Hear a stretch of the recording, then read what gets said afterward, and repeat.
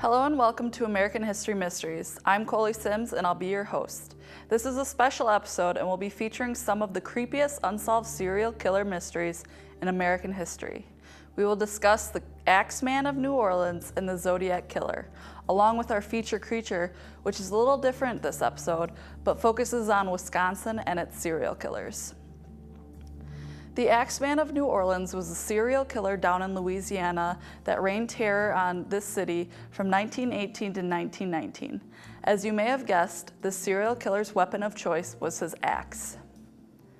His method of operation was to remove a panel from the back door with a chisel to gain entry to the homes of his victims. He would leave the panel and chisel by the door. The axe he would use on the victim usually belonged to the victim as well. Once inside, he would attack one or sometimes two people in the house. Perhaps the strangest thing about the Axeman was that he never took anything from the house. He never robbed his victims, just attacked them with his axe. Most of his victims were of Italian descent, and many believe the attacks were ethnically motivated. Some other theories are that he was a sexual sadist that wanted to kill women.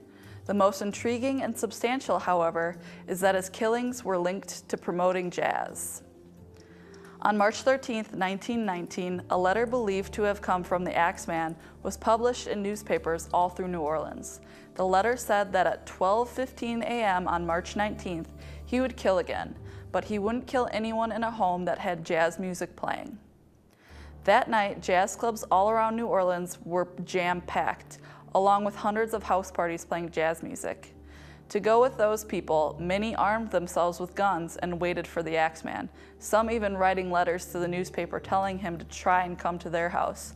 No one was killed in New Orleans that night. The Axeman of New Orleans killed 12 people total, with the last victim coming in October of 1919. After that, the killing stopped. In all, the Axeman killed 6 women and 6 men. The main suspects include Joseph Mumphrey, who was shot to death in December of 1920 by his last known victim's widow. However, later research failed to find anyone by the name of Joseph Mumphrey during that time in New Orleans or Los Angeles. Another suspect is Frank Doc Mumphrey, who could have been using the alias of Mumphrey. That is the best guess of who the Axeman of New Orleans was, but no one knows for sure who exactly reigned terror on that city for over 2 years. The next unsolved serial killer mystery is the Zodiac Killer. The Zodiac Killer wreaked havoc on Northern California throughout the late 1960s and early 1970s. While he was killing young men and women in the Bay Area, the Zodiac Killer would send letters to the local press.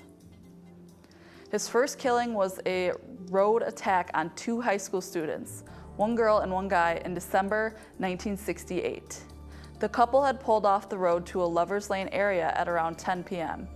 A little after, the Zodiac Killer pulled up next to them and shot the young man as he was getting out of the car. The girl then took off running, but the Zodiac Killer gunned her down, shooting her 5 times in the back. He then left, and no leads were found after this murder. Over 6 months later, another couple pulled into a park at night, only 4 miles from the first attack. A car pulled up and parked beside them, but soon after left. This car then returned 10 minutes later and parked behind them. The Zodiac Killer got out of his car, approached the passenger's side of the car, and shot 5 times, striking them both. Upon leaving, the killer heard one of the victims moan, went back and shot them each 2 more times. Miraculously, the male victim survived. After this killing, the Zodiac Killer called the local police department to report and claim responsibility for the murders. He also took responsibility for the first 2 murders back in December. He called from a phone booth at a gas station right near the police station. A couple of weeks later, in August, the Zodiac Killer sent a letter each to the Vallejo Times-Herald, the San Francisco Chronicle, and the San Francisco Examiner. Each letter included 1/3 of a 40-symbol cryptogram that the killer said held his identity. He soon after sent a second letter at the request of police who said they couldn't be sure if he was really the killer. He called himself the Zodiac Killer and said that when they crack his code, his identity will be revealed. The 3 papers eventually all published this 40-symbol cryptogram. A few days later, a couple in California solved his cryptogram. The message was misspelled, but basically said he enjoyed killing humans because it was the most dangerous animal to kill. He also said that he would not give away his identity because it would only slow him down. And finally, it said that the reason he was killing was because he was collecting slaves for his afterlife. In late September, yet another couple was attacked on a small island as they were picnicking. This time, the Zodiac Killer approached them with a gun, tied them up, then stabbed them both repeatedly. A fisherman heard their screams and came to their aid. Later that day, he called the police to report this crime from a phone booth at a car wash in Napa.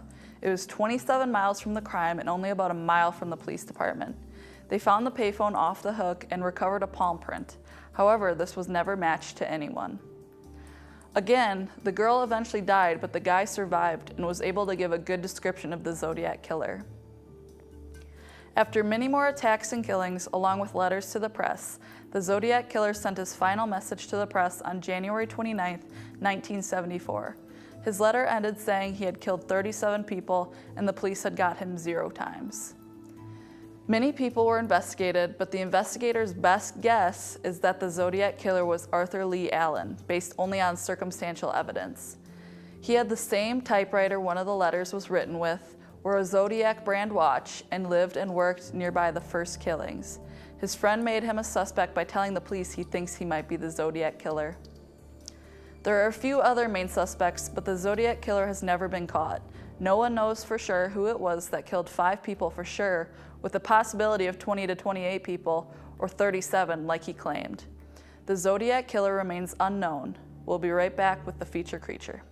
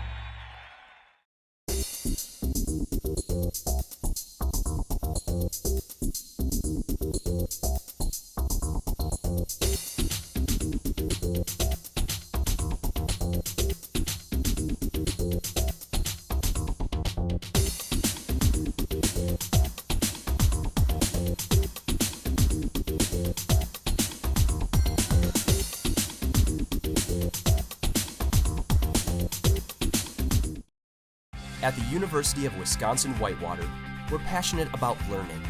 Our talented faculty members blend teaching with research, creating hands-on learning experiences for students. Warhawk Pride thrives at UW-Whitewater, where student athletes excel on the field and in the classroom, where diversity is celebrated. A tradition of excellence 140 years in the making. Find your passion here.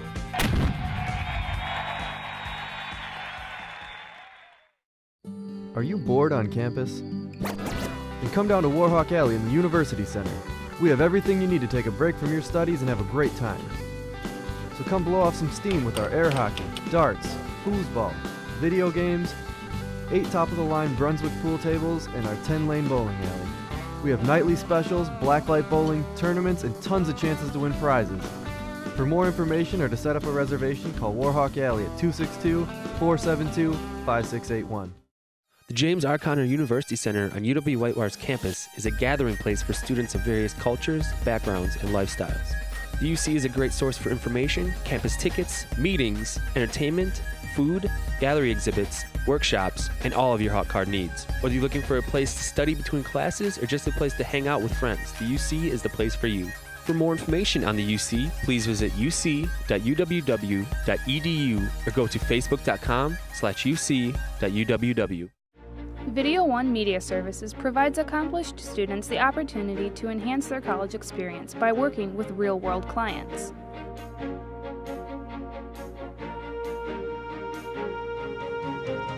In addition, we provide clients local and affordable video options to better enhance their media needs. For more information on how Video One Media Services can help you with your next media project, email or call our office at 262-472-5659. The amount of serial killers in the U.S. is pretty high, but the rate in Wisconsin is very high, especially high-profile cases. Ed Gein is one of the biggest serial killer names out there, and he was from Wisconsin. Though this state has had some mysterious killers, none can quite top Ed Gein. Ed Gein is known as the Butcher of Plainfield. In 1954, he murdered his local tavern owner, Mary Hogan, and hardware store owner, Bernice Warden, in 1957. These murders were tragic, but what happened after they found Bernice Warden's body is why Ed Gein is known throughout America. A local deputy sheriff, who happened to be Miss Warden's son, investigated her disappearance when he was told that Ed Gein had been in the store the night before. They arrested Gein in a grocery store and went to his house. What they found was Bernice Warden's decapitated body hanging in his shed, dressed out like a deer. She was killed before she was maimed, but this haunting image led investigators to go inside Gein's house. What they found inside was beyond disturbing. Some of the crazier things they found included whole human bones, a wastebasket made of human skin, skulls on the bedpost, bowls made of skulls, and human skin masks. I would go on, but those are about the only ones I can say without getting completely sick. Gein told the investigators that from 1947 to 1952, he made around 40 trips to the graveyard in the middle of the night while he was in a dazed-like state. He was eventually found guilty, but insane, and lived out the rest of his days at Mendota State Hospital in Madison, Wisconsin. I hope you learned something about a couple of different and famous unsolved serial killing sprees in the United States, the Axman of New Orleans and the Zodiac Killer, along with a notorious serial killer from Wisconsin, Ed Gein. That's it for American History Mysteries. I'm Chloe Sims, and I hope you've enjoyed the show.